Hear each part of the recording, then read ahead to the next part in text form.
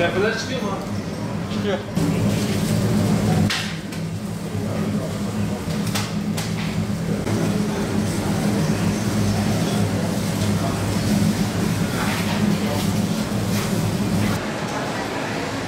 Abi yer çalışıyor. Eyvallah, sağ olasın. Yaklaşık 2,5 aydan beri biz paket servisi olarak devam ediyorduk. Virüs dolayısıyla bu şekilde çalıştık bir müddet. Şimdi yeni normallerle alışmaya çalışıyoruz, yeni normale alışmaya çalışıyoruz. Bu süreçte geçen pandemi döneminde paket servisiyle devam ettik. Şimdi lokantamızı açtık, müşterilerimiz gelmeye devam ediyor. Yeni sürece alışmaya çalışıyoruz. Sosyal mesafe kuralları içerisinde maske, eldiven, bone takarak işletmemize devam ediyoruz. Sosyal mesafe kurallarına dikkat etmeye çalışıyoruz. Masalarımızın araları 1,5 metre. Yavaş yavaş müşterilerimiz de alışmaya başladı. Normal sisteme yavaş yavaş dönüyoruz.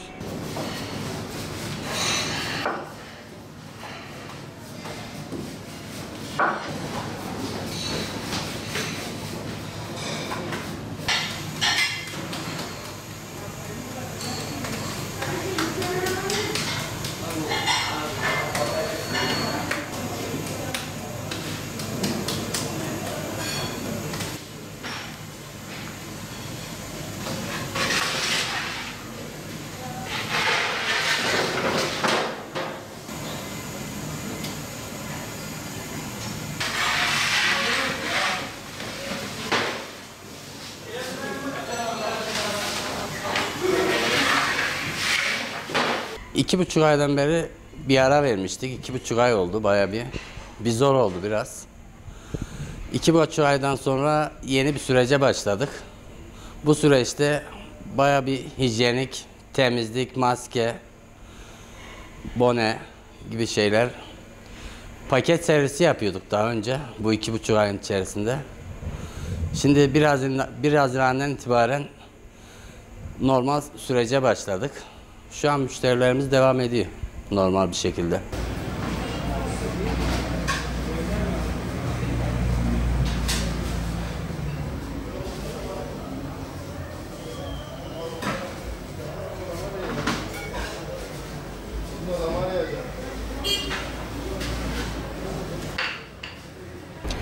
Öncelikle yeni normalleşme sürecimiz memleketimize hayırlı olsun diyorum.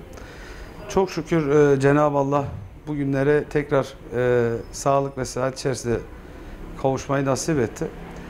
Biz yaklaşık 70 günden beri al götür, yani paket servisi yapıyorduk. İçeriye herhangi bir servis yapmıyorduk.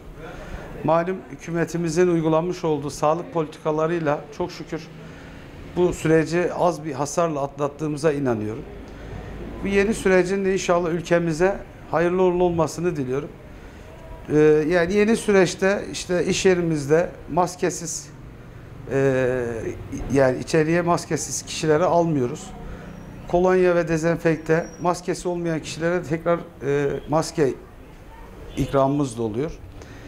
Yani bu süreci inşallah daha iyi idare edip daha güzel günlere ulaşacağımızdan eminim. Yani bu bir hayat tarzı olacak.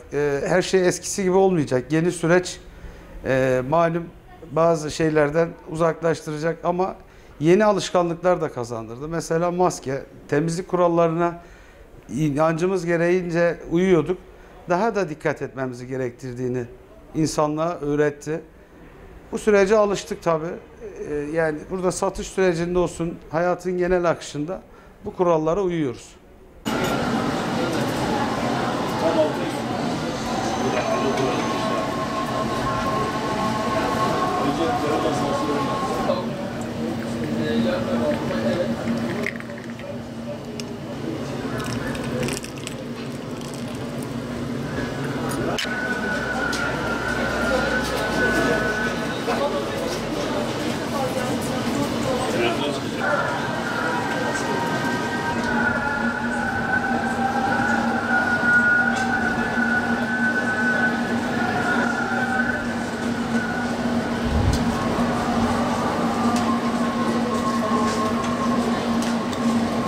Bu koronavirüs başladığından beri iş yerlerimiz kapalıydı. 1 Haziran'da tekrar iş yerimizi çok şükür açtık.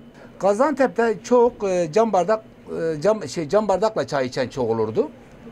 Ama şimdi adam geliyor diyor ki ben pet bardakla çay ver. Ya hemen atılabilen yani içilip atılabilen. Biz de hijyenik ortama daha çok dikkat ediyoruz. Mesela biz HİPO'ya biz çay ocağı olarak sabahleyin geldiğimizde bardağımızı tabağımızı bir defa mahsus HİPO'ya vururduk. Daha sonra bir devlisi gün sonra vurduk. Yani bir gün sonra vurduk. Ama şimdi günde 3 defa vuruyoruz HİPO'ya cam bardakları. Öbürü de zaten atılan bardak. Tekrar çok şükür şehirde herkes iş yerini açtı. Herkes ekmek parası peşine artık inşallah düştü. İnşallah bundan sonra bu koronavirüs de ülkemizden gider. Biz de bir rahat nefes alırız. Nasıl alıştınız mı? Ya tabii ki maske takmaya, eldiven takmaya, daha hijyenik ortam yapmaya, tabaklarımıza, kaşıklarımıza, bardaklarımıza, demliklerimize, semaverimize kullandığımız tüm şeylere daha çok temizliğe dikkat ediyoruz.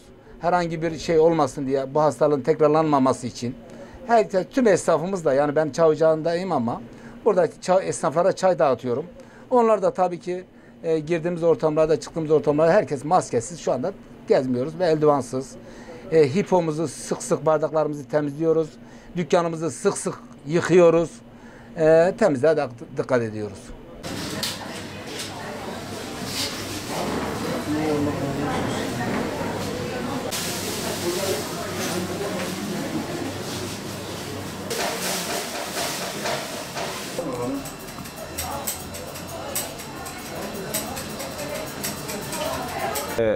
Vatandaş olarak, esnaf olarak bu kurallara tamamen elimizden geldiği kadar uyguluyoruz. Bakanlığımızın açıklamış olduğu hijyen kuralları içerisinde bizim meslek dalımızda zaten oluyor. Hijyen kuralları biz birebir yakın olduğumuz için teması uzak duruyoruz. Her gelen 1 Haziran'dan sonra biraz olduk işte zaten işlerimize başladık 2,5 ay sonrası. Allah'a şükürler olsun. El birliğiyle zaten bunu da inşallah atlatacağız. Dediğim gibi yani her gelen müşterimizi koltuklarımızı dezenfekte ederek alıyoruz. Tek kullanımlık peçetelerimiz var, tek kullanımlık havlularımız var. Her girene dezenfekte veriyoruz. Artı içeride bir kişi oturtturuyoruz. 3 koltuğumuz var bizim. Yani orta koltuğumuzu boş bırakıyoruz. Gelen müşterimize tokalaşma şu bu falan ikramda bulunmuyoruz. Sadece müşterimize hizmetini sunuyoruz. O da memnun kalıyor bizim duyarlı olmamızdan dolayı. Biz kendimizi korumamız demek, ailemizi korumamız demek, müşterimizi korumamız demek. Kendimizi korumazsak zaten bunların hiçbiri olmaz. Onun için hepimiz duyarlı olacağız. El birliğiyle bunun üstesinden geleceğiz. Pazartesinden sonra yeni bir hayat başladı. Biz tabii yine maskelerimizle alışmaya çalışıyoruz. Gelen müşterilerimizi sırayla almak istiyoruz. Sıkı bir ortam olmasını istemiyoruz. Yine de koruyoruz. Piyasalar çok kötü. İnşallah iyi olur diye bekliyoruz. Alışıyoruz inşallah ya. Alışacağız da yani. Alışmak zorundayız. Çünkü hastalık her gün yine de artıyor. Duyuyoruz, görüyoruz. Her gün artıyor. Ama maskemizi takarak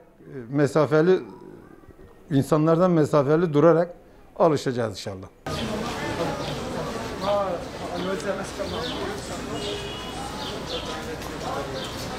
Tabii ki bu 1 Haziran'dan sonra yapılan yeni açıklamalar halk için yani büyük bir ekonomik krizler sürecinden geçtik yani bu korona Covid-19'dan dolayı halk olarak büyük bir şeylik yaşadık yani.